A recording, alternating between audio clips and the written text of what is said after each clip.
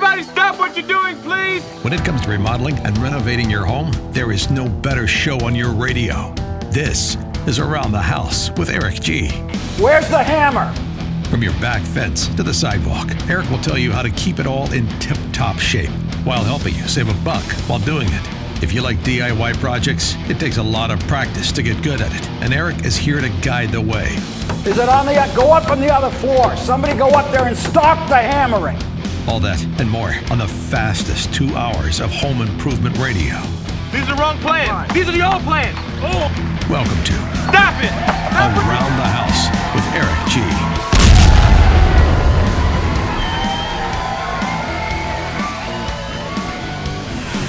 Welcome to Around the House with Eric G. This is the Pro Insider Special. This is for all of you out there in the residential, construction, building trades. I don't care if you're a framer, a roofer, or in this case today, interior designer or kitchen and bath designer. This show is for you. Now, we're going to be taking it a few different directions in the coming weeks because coming up soon, we're going to have my friend Carrie Ockery on here. She is known as a rock star, literally, out there in the music world, but she's also a life coach. And so we're going to be bringing her on, talking about setting goals and getting yourself kind of over the hump and out of 2020 and into 2021. This is something new for me we're going to be diving into, so this will be a lot of fun coming up in a future episode. So you don't want to miss that. See if we can get everybody headed in the right direction for 2021. Well, today I wanted to talk about the kitchen and bath industry. Now, today, people have heard me talk about this if you've known me out in the industry. I'm a certified kitchen designer. I've been out for about 30 years now, designing kitchens, running kitchen and bath showrooms, that kind of stuff. Everything from custom cabinet shops to my own company, that's what I've done. And I'm also a speaker for the National Kitchen and Bath Association, National Association of Home Builders, lots of other organizations as well, on virtual reality and using virtual reality design. Now, I wanted to talk today a little bit about what I call the death of the large kitchen and bath showroom. Because this has been going on. I've been using this business model for probably, that's over, I'm going to guess 12 to 15 years now. 10 years ago, I was preaching this heavy, and it worked really well. And here's why. And let's set the basis up for this. Kitchen and bath showroom, if you've got what I would call your traditional large kitchen and bath showroom. Now, you've got 4 or 5 designers in there that are on staff full-time. You've got 10 or 12 vignettes or displays all around. The way styles change today is completely different than it did 15 years ago. And here's why.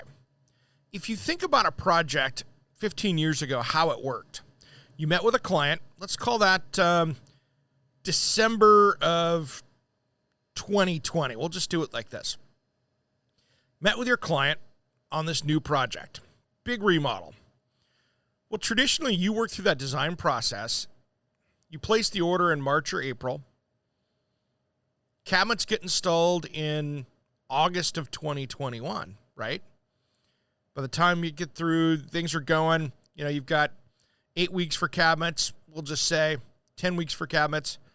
Install comes in, goes. All of a sudden, that project is done by Thanksgiving, almost a year later. Then the magazine comes out, and that doesn't probably at least publish until June or July of 2022. And so if you had a groundbreaking design that you were doing in December of 2020, it took that long to get out there. Well, these days, I could have a client in my showroom, and I'm talking to them about their project. That design and those preliminary pictures and your drawings are up on Pinterest by the time they leave your parking lot. They're sharing it on social media. And so what took a lot longer for styles to change, I think, is that now you've got that happening, you've got social media, and you've got stores like Home Depot and Target and stuff that are changing. Look how fast, when something shows up on Home and Garden television, how fast that color or that tone is sitting in Target. It's no surprise. This stuff's happening quickly. what took a couple years to change the ship around now takes 6 months. So styles are changing a lot. Now, the problem is that if you as a showroom owner want to keep your showroom dialed in, I mean really dialed in, you're changing out multiple displays a year. That's freaking expensive. It's not like your cabinet companies are paying you to do that. This is coming out of your margin. And I'll tell a story going back. There was a company I worked for, and I'm not going to use the name because it doesn't matter, but they were a cabinet manufacturer that sold direct in my area. And I haven't worked with these guys for a lot of years, but they had a showroom that was jam-packed full of discontinued displays. Large showroom. Sold appliances as well. There was one cherry kitchen in there that was a dark stained cherry kitchen that had been in that display for probably a dozen years. It was facing glass. It was so washed out that it looked like wood from the beach. It was a light gray. And you had no idea that that thing was cherry until you opened the door and went, oh, Lord, what the hell's with that? There was not one single display in there that I could walk around. And now, quite frankly, they're the manufacturer. They were building their own cabinets. So it's not like they didn't have a way to do this. You'd walk around this showroom, and the showroom's been since gutted, and it's not even there anymore.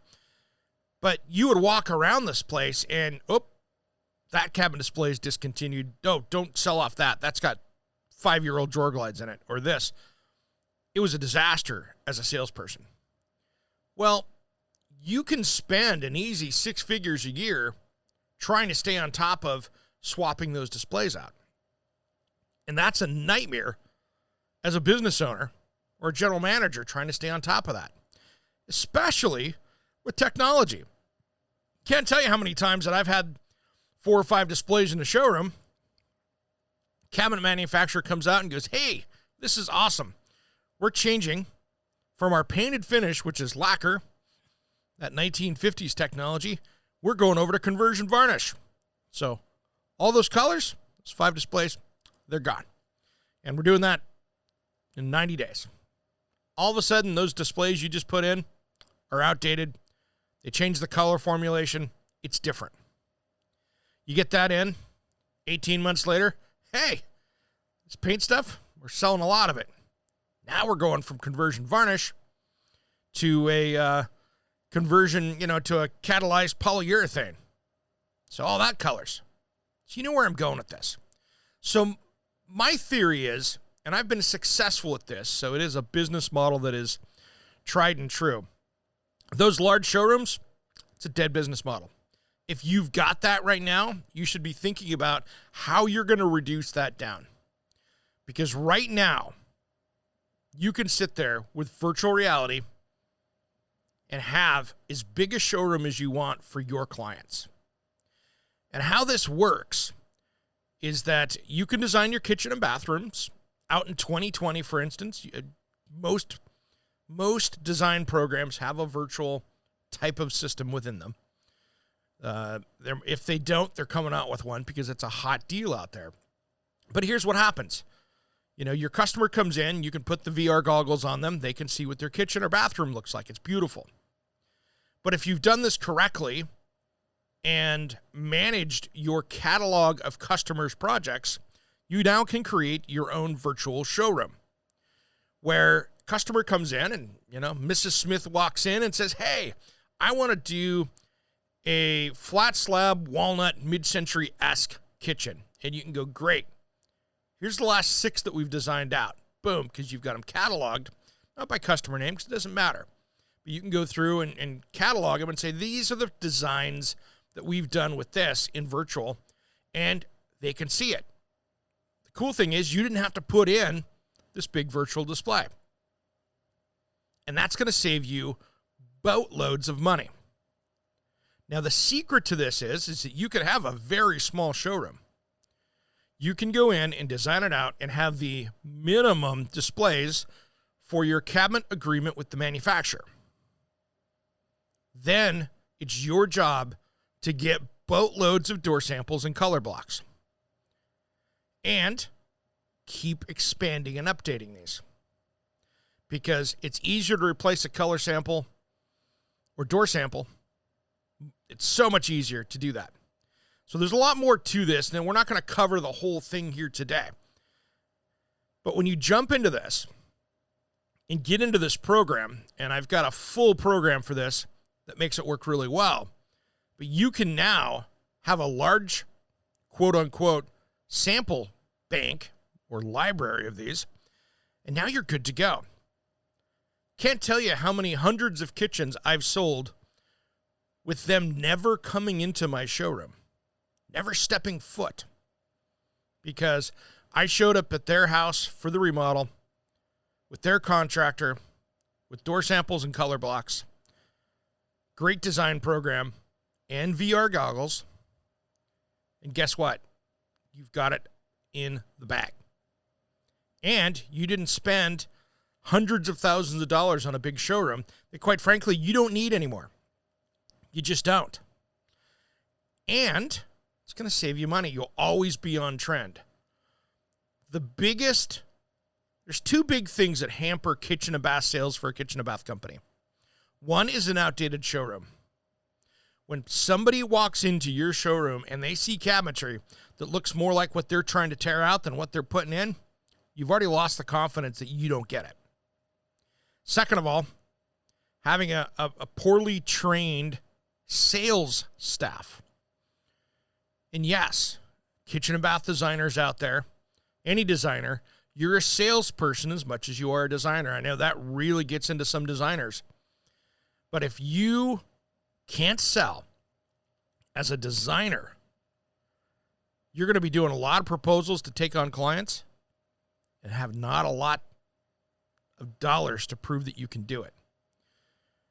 So if you've got designers that can sell and a decent showroom, that's almost more important than price, because people will pay a little bit more for quality.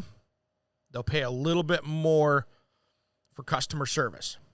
But staying on top of those two things are a huge, huge deal. Now, designing for virtual reality is not much more than what you're already doing to get ready for client meetings anyway. So this isn't a whole bunch of things, and it's not expensive to do.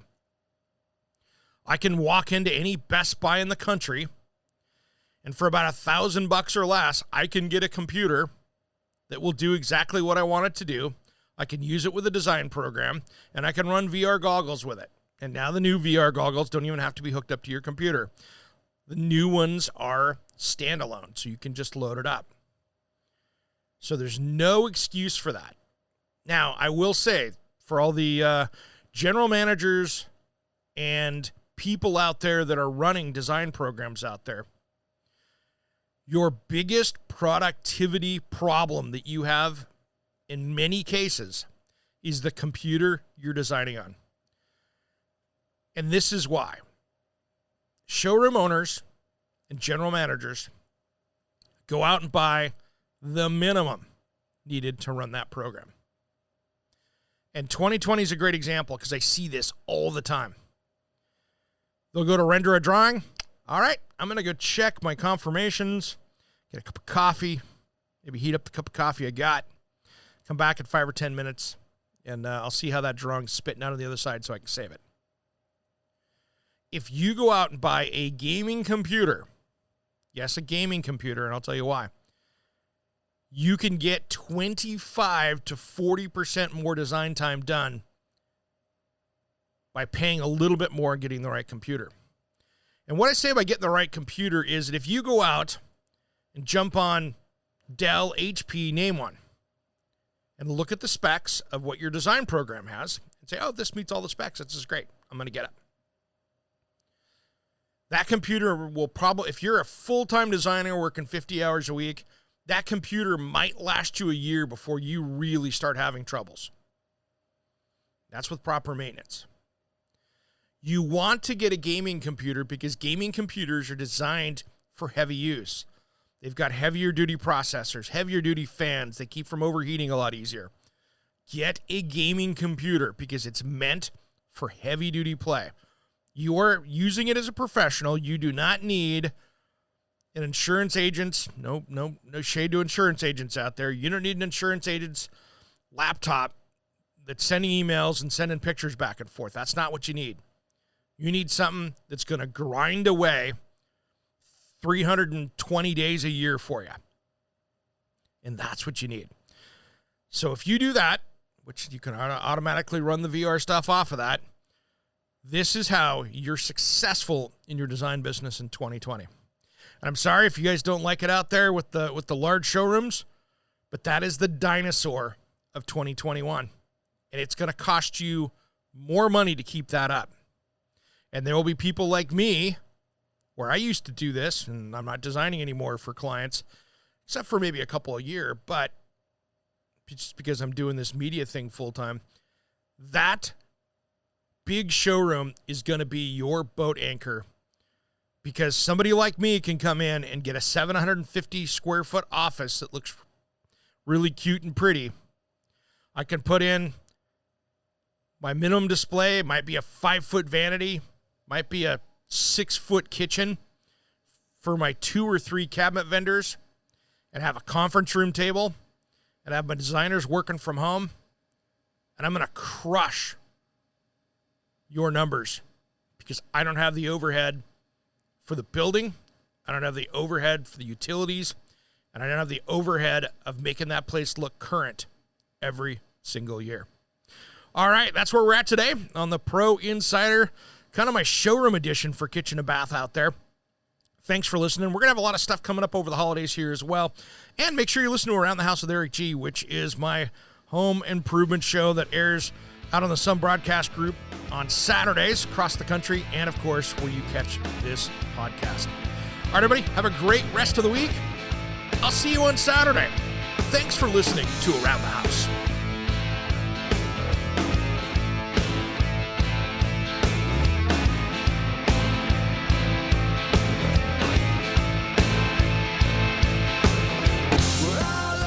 Around the House with Eric G. is produced by, designed by Eric G.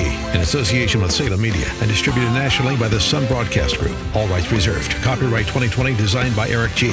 We will be back next week. If you missed part of the show, check out the podcast of all of our shows at AroundTheHouseOnline.com. Remember, measure with a micrometer, mark with caulk, and cut with an axe. Thanks for listening to Around the House.